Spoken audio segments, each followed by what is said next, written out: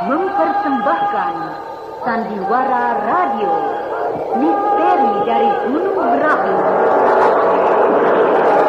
Dalam kisah Pengantin Lembah Hantu.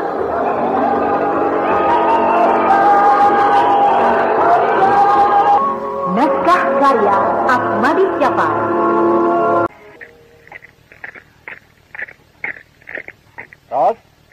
Rosmina. Ros? Kau sakit? Tidak. Kenapa kau muram saja? Aku tidak apa-apa, Bang. Aku hanya berpikir, kenapa siluman itu menghilang dekat rumah kita? Bahkan katanya, hilang seolah-olah masuk ke dalam rumah ini. Kau selalu membicarakan tentang siluman. Apa tidak ada yang lain yang harus dibicarakan? Sudahlah. Nih, lihat. Aku membawa ikan dari pasar. Ikan ini besar-besar. Tolong ya, kau goreng. Aku sudah lama tidak makan ikan mas yang besar-besar begini. Ya, baiklah. Mana ikannya, Bang? Nih, besar-besar kan? Iya, besar-besar.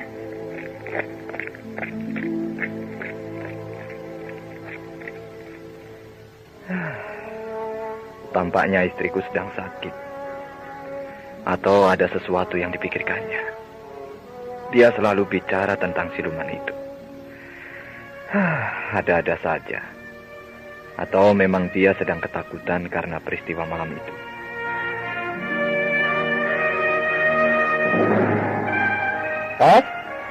Rosmina! Tidak ada jawaban. Apakah dia tidak membersihkan dan menyiangi ikan-ikan mas itu? Biar aku saja yang mencarinya. Abang duduk sajalah di... Berubah sekarang. Kenapa perasaanku tidak enak ya? Seperti ada sesuatu di dekat rumah ini. Ya, benar. Anjing itu melolong. Pasti dia melihat sesuatu. Mungkin dia melihat makhluk halus.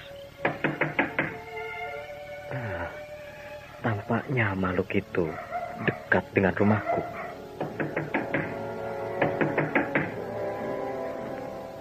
Apakah tamu yang mengetuk pintu ini makhluk halus itu?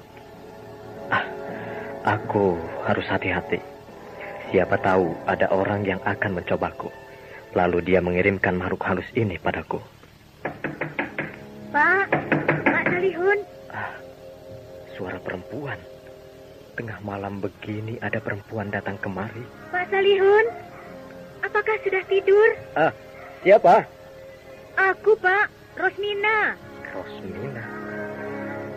Tapi kenapa perasaanku tidak enak ya? Ya, tunggu. Kau Rosmina? Iya, Pak. Kau selalu datang tengah malam begini. Iya, Pak. Memenuhi janjiku pada Bapak. Kau wanita yang berani, Rosmina. Berjalan di tengah malam begini. Karena terpaksa saja, Pak. Ya. Masuklah.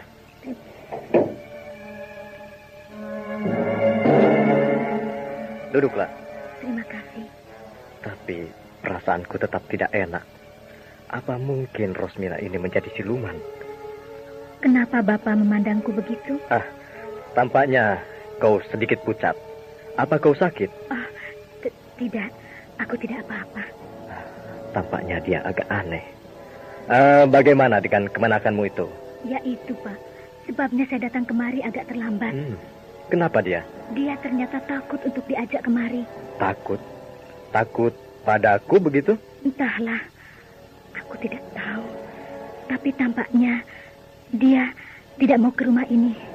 Susah aku membujuknya.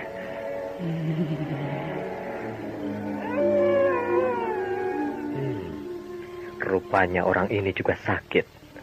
Dia menggeram seperti kucing. Aku akan coba dia.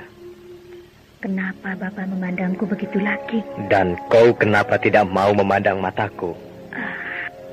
Aku tidak tahan memandang mata Bapak. Lihatlah mataku, lurus-lurus. Jangan. Aku tidak mau.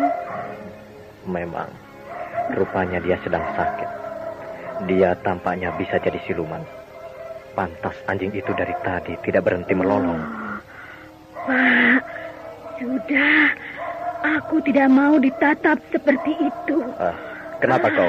Kau sakit? Aku tidak tahan. Aduh, aku seperti dibakar. Ya, kau rupanya sakit. Tidak, aku hanya kurang tidur. Baiklah kalau begitu. Mari kita salaman, agar kau selalu tetap selamat. Ayo, mari kita salaman. Kenapa kau menggeleng? Tidak apa-apa. Mari, jabatlah tanganku. Nah, begitu. Jangan takut.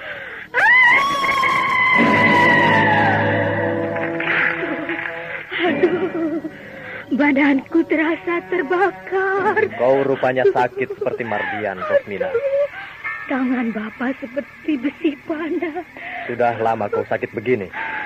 Iya, aku ketularan dari Mardia. Pantas. Waktu itu kau berniat betul menanyakan bagaimana cara mengobati penyakit seperti ini. Iya, Pak. Tolonglah aku. Kau harus pergi ke lembah hantu. Lembah hantu? Aku harus masuk ke sana. Ya, itu jalan satu-satunya yang bisa kau tempuh. Kecuali bila kau mau mencari Ki Buranda, orang yang memang hebat luar biasa itu. Apakah berat syarat-syaratnya, Pak Salihun? Kau harus membawa seorang wanita muda ke sana sebagai korban. Bisa? Aku harus membawa seorang wanita untuk dikorbankan di sana? Ya, itu syarat yang paling berat. Dan wanita itu akan mati di sana. Kenapa? Kau tidak mau? Sedangkan kalau kau haus darah, kau mau membunuh siapa saja. Apa saja. Asal kau dapat menghisap darahnya. Lalu, apalagi syaratnya, Pak Salihun? Kau sanggup? Ya, akan ku coba. Nanti di sana kau harus masuk sebuah goa yang dihuni oleh seekor ular hitam. Hah? Ular hitam? Dan aku lalu akan diapakannya? Serahkanlah korban yang kau bawa padanya. Sangat mengerikan.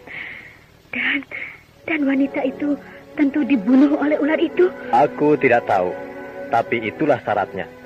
Kalau kau tidak bisa, maka sulit bagimu untuk keluar dari lembah hantu itu. Bagaimana? Kau sanggup? Tapi rasanya sulit aku memenuhi syarat itu, Pak Salihun. Ya, terserah padamu, Rosmina. Kalau kau tidak bisa mengobati penyakitmu ini, maka pada suatu saat kau akan mati dibunuh oleh orang-orang kampung. Kalau mereka tahu bahwa kau adalah wanita siluman. Aku akan mati dibunuh oleh orang-orang kampung? Ya, bagaimana? Kau pilih yang mana? Ya, biarlah akan ku cari. Wanita mana yang akan aku bawa ke sana? Baik, tapi kau harus ingat. Kau harus membawa wanita itu ke lembah hantu pada tengah malam di saat bulan purnama penuh. Kapan kau akan pergi membawa wanita itu kemari, Mardian? Ya, dalam waktu dekat ini, Pak. Kalau bisa, secepatnya. Bisa? Ya, bisa, Pak. Siapa nama wanita yang akan kau bawa kemari itu? Namanya Rosmina. Rosmina, ya. Jadi begini. Sebaiknya kalau dia memenuhi syarat untuk dijadikan tumbal, kau bawa saja langsung ke lembah hantu.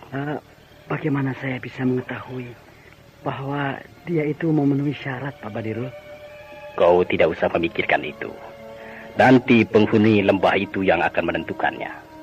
Kau hanya masuk ke dalam sebuah gua yang kau temui di lembah itu. Dan di dalamnya, kau akan menemui seekor ular hitam yang besar. Nah, serahkanlah kepada ular itu. Hah? Lalu ular itu akan memakan wanita yang kubawa itu, Pak Badirul? Tidak. Tapi kau tidak usah berpikir tentang apa-apa. Serahkanlah semuanya pada ular itu. Dia nanti yang akan menentukannya. Sebuah syarat yang menakutkan. Kapan saya harus membawanya ke sana, Pak? Datanglah ke lembah itu bila bulan purnama penuh di tengah malam. Sanggup? Syaratnya berat sekali, Pak. Terserah padamu. Kalau kau tidak bisa memenuhinya, maka pada suatu saat orang-orang kampung akan membunuhmu. Karena mereka benci pada harimau siluman yang merusak kampung mereka. Sekarang aku serba susah. Bagaimana? Sanggup? Iya. Akan saya coba, Pak. Nah, kalau begitu, pergilah sekarang ke kampungmu. Pujuk wanita itu. Tapi bagaimana kalau aku tiba-tiba ingin menghisap darahnya, Pak? Jangan kau lakukan itu. Dia harus jadi persembahan penghuni lembahan. Tapi kalau saya tidak bisa memenuhi kehendak saya itu, maka saya akan tetap menjadi harimau. Dan orang-orang tentu akan tahu perbuatan saya. Lalu mereka akan membunuhmu. Begitu. Pak, ya. Saya takut itu, Pak. Ya. Memang begitu penderitaan yang harus kau hadapi. Aku tidak bisa menolongmu bila kau jauh dari dekat. Lalu, bagaimana cara saya menyelamatkan diri, Pak? Kau harus melakukan seperti yang pernah kau tempuh selama ini. Walaupun kau harus membunuh orang atau hewan. Tapi apa boleh buat? Hanya itu yang bisa kau lakukan. Ini aku serba salah. Nah, 2 hari lagi. Kau pergilah menjemput wanita itu. Lalu bawalah ke lembah hantu. Tapi ingat, kau harus masuk kampungmu pada malam hari. Iya, Pak. Akan aku lakukan. Dan bawalah ini. Sebuah pundi-pundi dari kulit ular.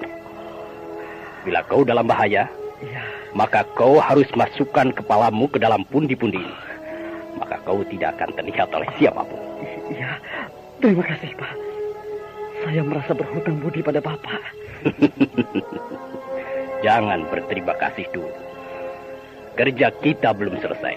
Iya. Nanti kalau sudah berhasil, tanpa kau suruh, aku akan meminta imbalannya padamu. Iya, Pak. Aku akan penuhi apa saja yang Bapak minta. Betul begitu? Betul, Pak. Saya berjanji. Bagus. Janjimu nanti pasti akan kutagih. Nah, terimalah pundi-pundi ini. Ternyata syarat yang diajukan oleh Pak Salihun kepada Rosmina persis sama dengan syarat yang diajukan oleh Pak Badirul kepada Mardian. Cuma saja dalam hal ini Mardian sudah berniat akan membawa Rosmina sebagai tumbal yang diminta oleh Pak Badirul. Sedangkan Rosmina masih berpikir, wanita manakah yang pantas dan bisa dijadikan tumbal? Kejadian-kejadian ini tampaknya bertambah serius. Nah, apakah Sembara akan tinggal diam saja bila dia tahu rencana yang berbahaya ini? Ataukah dia hanya sibuk dengan rasa diremehkan oleh Farida? Dan bagaimana seandainya tiba-tiba Farida yang jadi tumbal? Apakah dia bersedia menolong wanita yang sebenarnya masih dicintainya itu?